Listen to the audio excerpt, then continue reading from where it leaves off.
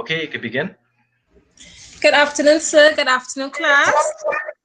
My group member, Kyra, along with myself, will be presenting DAFT Chapter 13, Creating Vision and Strategic Direction. Strategic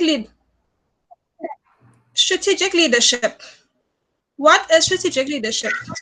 Strategic leadership means the ability to anticipate and envision the future, maintain flexibility, think strategically, and work with others to initiate change that will create a competitive advantage for the organization in the future.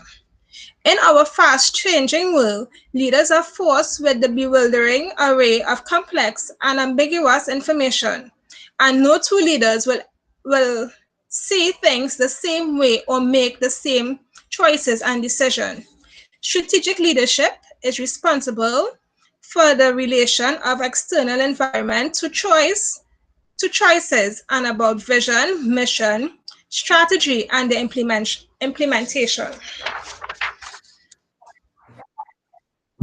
So let's look at the strategic leadership domain.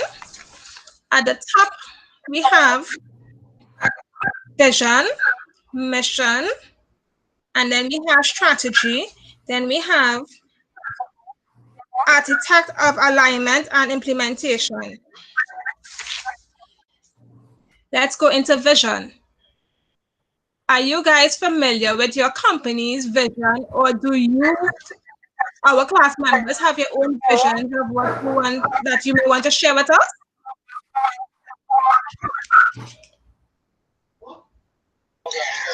Honestly, All right. Hold on a second. Kara, do you have more than one device open? me, sir? What? Yeah, you have two devices on, and the audio is going from one into another and oscillating and creating a bit of feedback. So you need to mute off the audio feed from one side. If you understand what I mean. It's something matter now? Yeah, that looks like you hit it right. Good. Okay.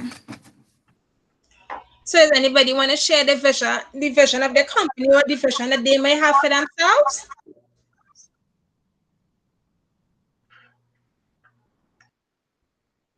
Guessing no one, so let's go into vision.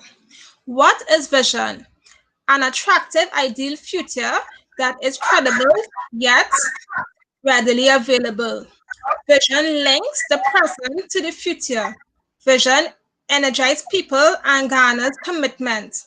Vision gives meaning to work and also establish a standard of excellence and integrity. Here are some brief examples of vision statements. Motorola, become the premier company in the world. Then we have Johnson Control Inc., continue to exceed our customers' increasing expectation. Then New York City Transit, no graffiti. Texas Commerce Bank, eliminate what annoys our bankers and our customers. BP, beyond petroleum.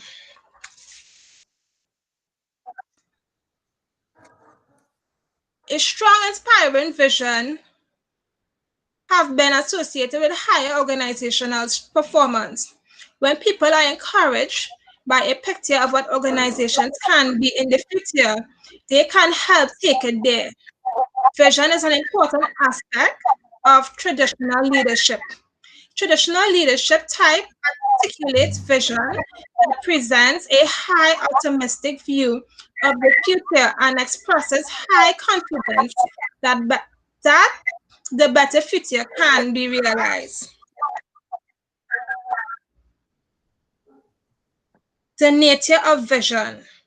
We have the current reality, which you could either go to stay in the course or moving towards a desired future, which is the vision. There are common themes relating to vision.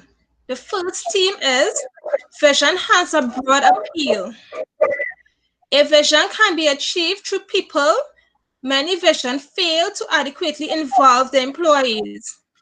Isolated top leaders may come up with a grand idea that other employees find ridiculous, or they might forget that achieving the vision requires understanding and commitment throughout the organization. The vision cannot be the property of the leader alone. The ideal vision is identified with the organization as a whole, not a single leader or even a top leadership team. It grabs people in the gut and motivates them to work towards the common end. It allows everyone to act independently, but in the same direction. And we go to vision deals with change. Vision that will help organization achieve goal change.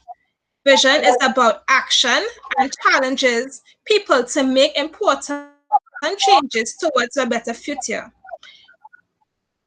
Change can be frightening, but a clear sense of direction helps people face the difficulties and uncertainties involving in the change process. When employees are given a guiding vision, every decision and action throughout the organization responds to current problems and challenges in ways that move the organization towards the future rather than maintain a status quo. Then we have vision encourages faith and hope. Vision, ex- vision, ex- Vision exists only in the imagination. It is a picture of the world that cannot be observed or verified in advance. The future is shaped by people who believe in it, and a powerful vision helps people believe that they can be effective, and that there is a better future they can move to through their own commitment and actions. Vision is an emotional appeal to our fundamental human needs and desire to feel important and useful, to believe we can make a real difference in the world. A powerful, clearly articulated vision helps people believe in a future that they cannot see. Then we have vision reflects the high ideals. Good vision is good visions are idealistic. Visions that properly portray uplifting future have a have have the power to inspire and energize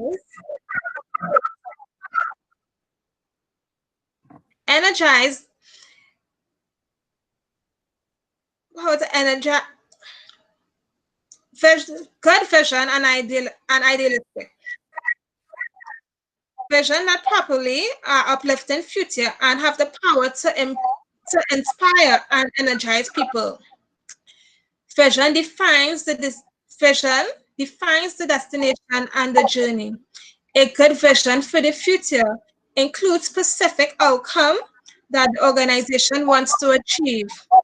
I also It also incorporates the underlying value that will help the organization gets there. Then we have the vision works at multiple levels. The most of the visions we have talk about so far are companies as a whole.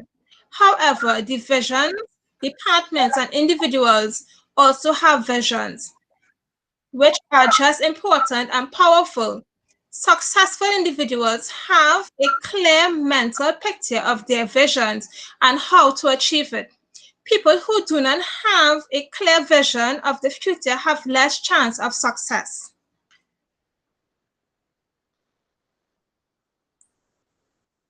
When every person understands and embraces a vision, the organization becomes self-adapting. Although each individual acts independently, everyone is working in the same direction. In the new science, this is called the principle of self-reference. What is self-reference? Self-reference means that each, each element in a system will serve the goal of the whole system when the elements are imprinted with an understanding of the whole. Thus, the vision serves direct and control people for the good of themselves and organizations. To develop, to develop a shared vision, leaders share their personal vision with others and encourage others to express their dreams for the future. This, this requires openness, good listening skills, and the courage to connect with people as an emotion, as an to connect with people on an emotional level. A leader is ultimately responsibility is to be in touch with the hopes and dreams that drive employees and find the common ground that binds personal dreams into a shared vision for the organization. One successful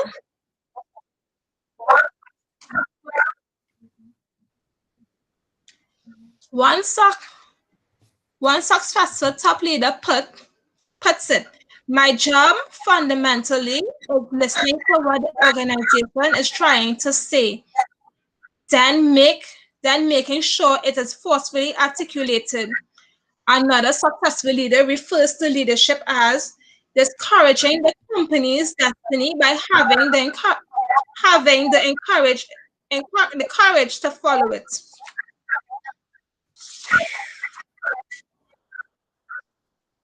We then move on to mission. What is mission? The mission of an organization core broad purpose and reason for existing. Where vision, where vision continues to grow and change, the mission persists in the face of changing technologies, economic conditions, or other environmental shifts. It serves as the glue that holds the organization together in times of change and guides strategic choices and decisions about the future. The mission defines and endures character, the spiritual DNA of the organization, and can be used as a leadership tool to help employees find meaning to their work. The mission is made up of two critical parts, the core value and the core purpose. The core value is guiding the organization no matter what. The mission is also includes the company core purpose. The core value and the core purpose are frequently expressed in a mission statement.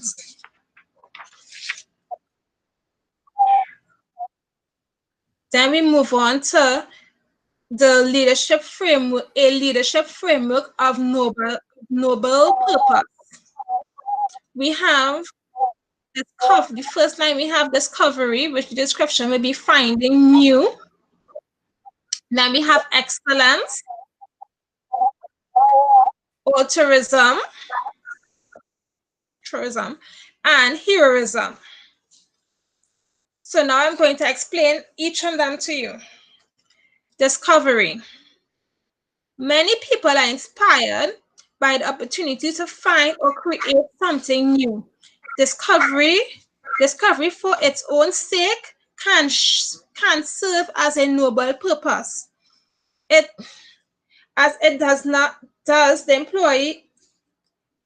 does for employees at 3M, where researchers are given time to explore ideas and work on their own projects.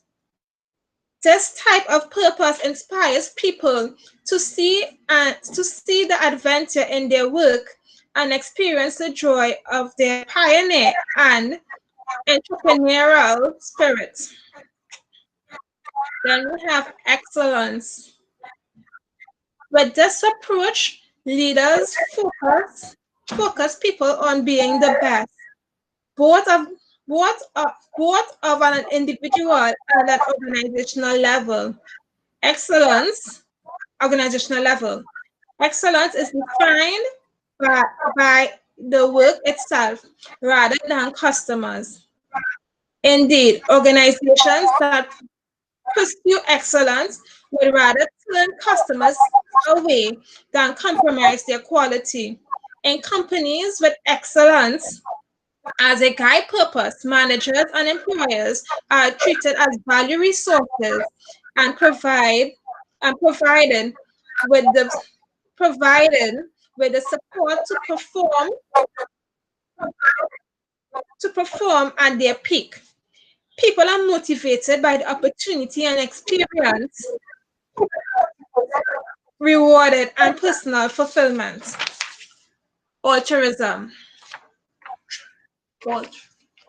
Many nonprofit organizations are based on noble purpose, altruism. But bad business can use this approach as well. Most people feel good when they're doing something to help others or to make their communities or the world a better place. Then we have heroism, the final category, which is heroism, meaning the company purpose is based on is purpose is based on being strong, aggressive, and effective.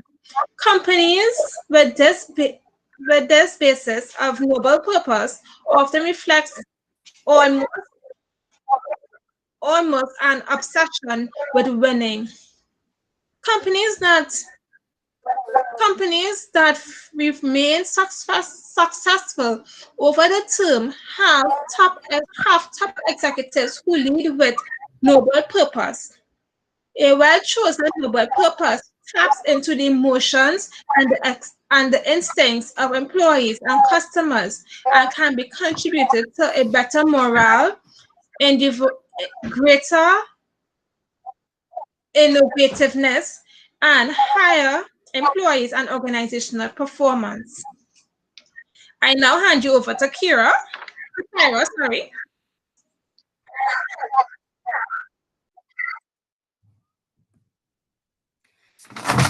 Strategy in action.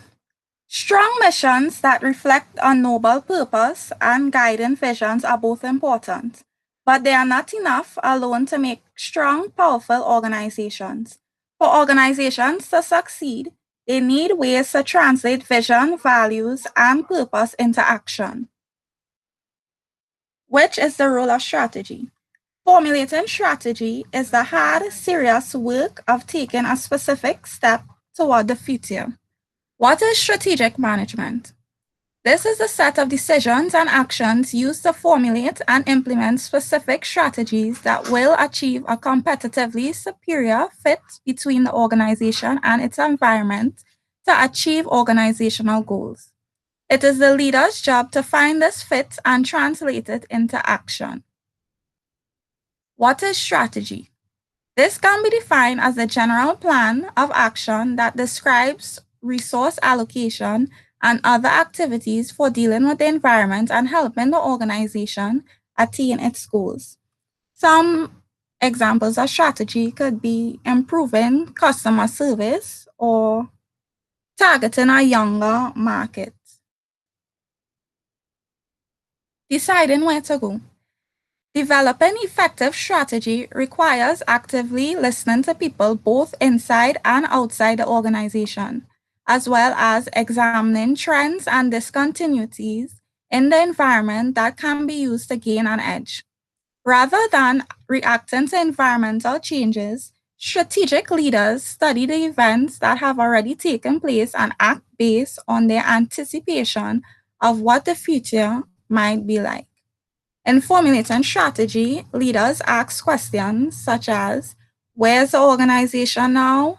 Where does the organization want to be? What changes and trends are occurring in the competitive environment? And what courses of action can help us achieve our vision?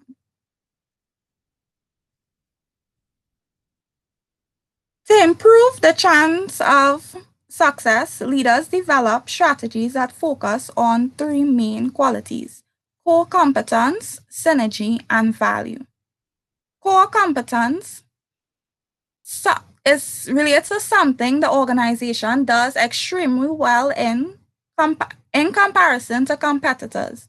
Leaders try to identify the organization's unique strengths and what makes their organization different from others in the industry. Synergy is the interaction of organizational parts to produce a joint effect that is greater than the sum of the parts. This occurs when organizational parts interact to produce a joint effect that is greater than the sum of the parts acting alone.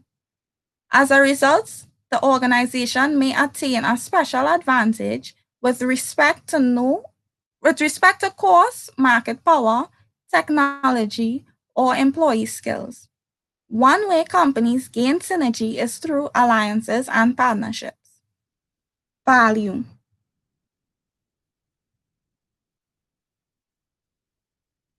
Focusing on core competencies and attaining synergy helps companies create value for their customers. The combination of benefits received and costs paid by the customer. Deciding how to get there. Strategy formulation. This is the integrating of knowledge of the environment, vision, and mission with the core competence in such a way as to achieve synergy and create customer value. When these elements are brought together, the company has an excellent chance to succeed in a competitive environment.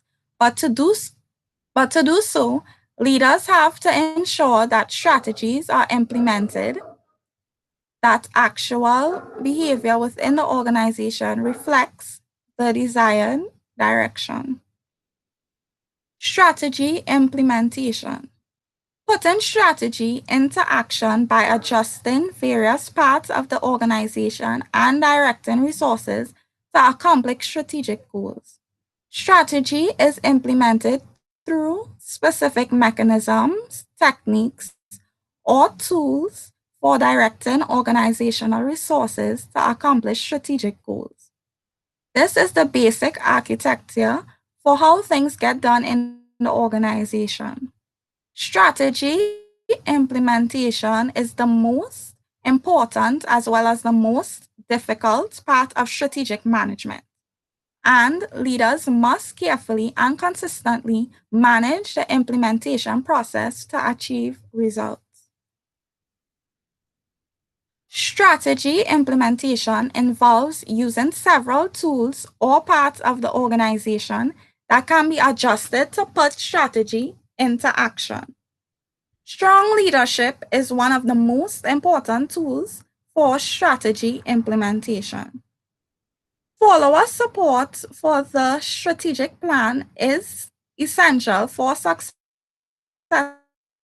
implementation, and leaders create the environment that determines whether people understand and feel committed to the company's strategic direction.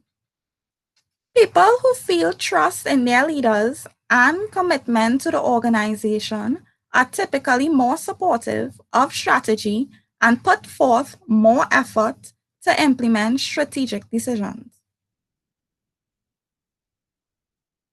Leadership contribution.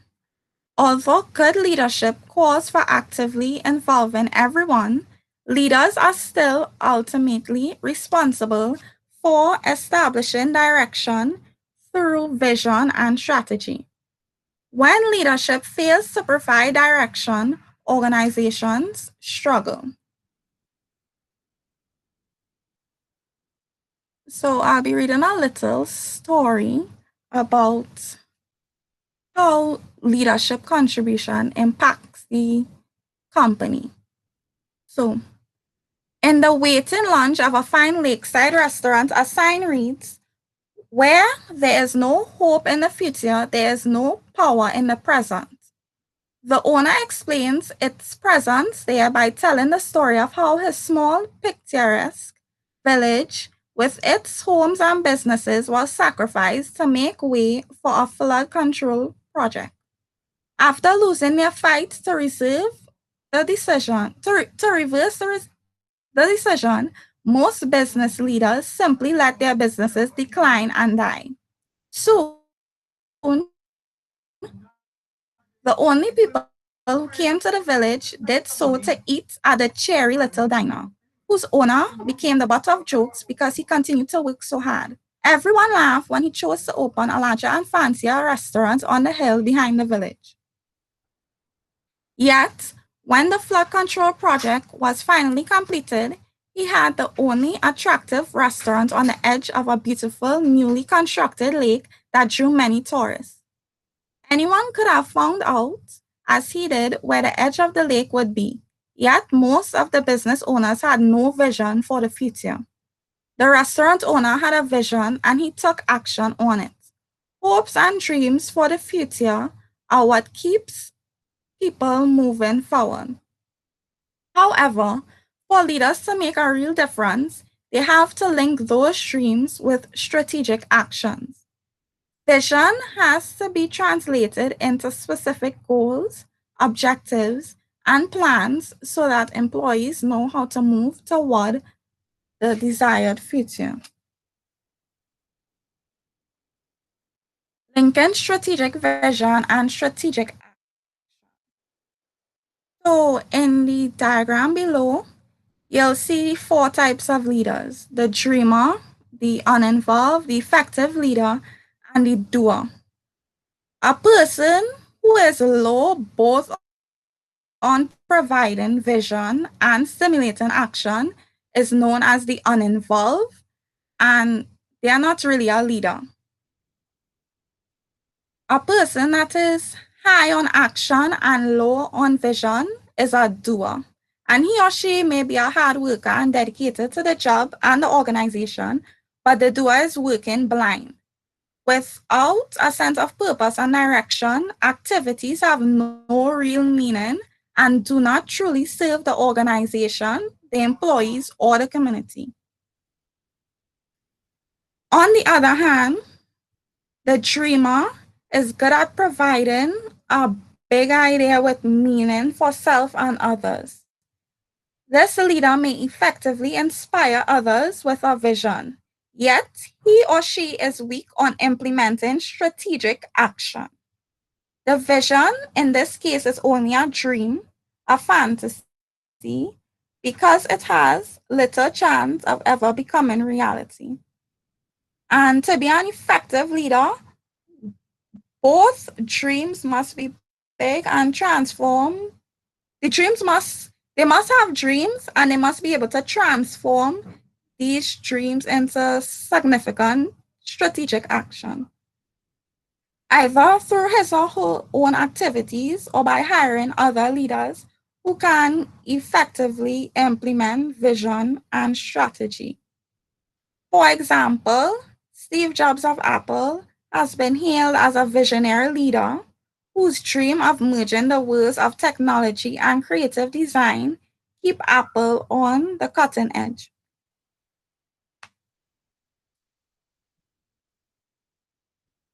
How leaders decide. To determine strategic direction for the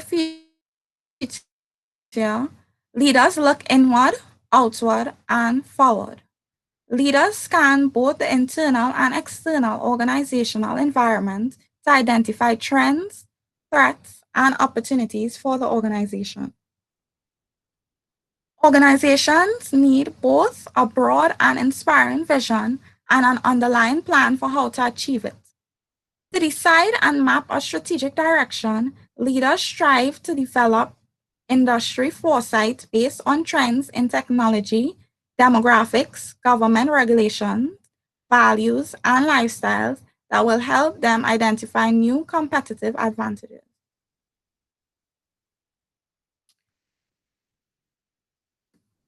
Approaches. Leaders take approaches that basically sets the future of the organization.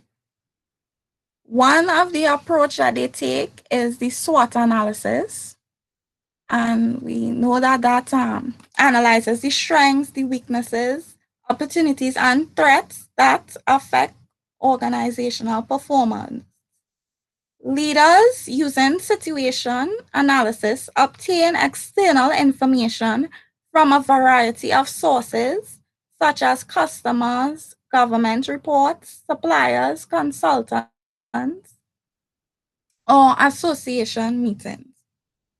Another approach they take is known as the five force analysis, and this was developed by Michael Porter, who studied a number of businesses and proposed that strategy is often the result of five competitive forces, and those forces are potential new entrants into an industry, the bargaining power of buyers, the bargaining power of suppliers, the threat of substitute products, and rivalry among competitors.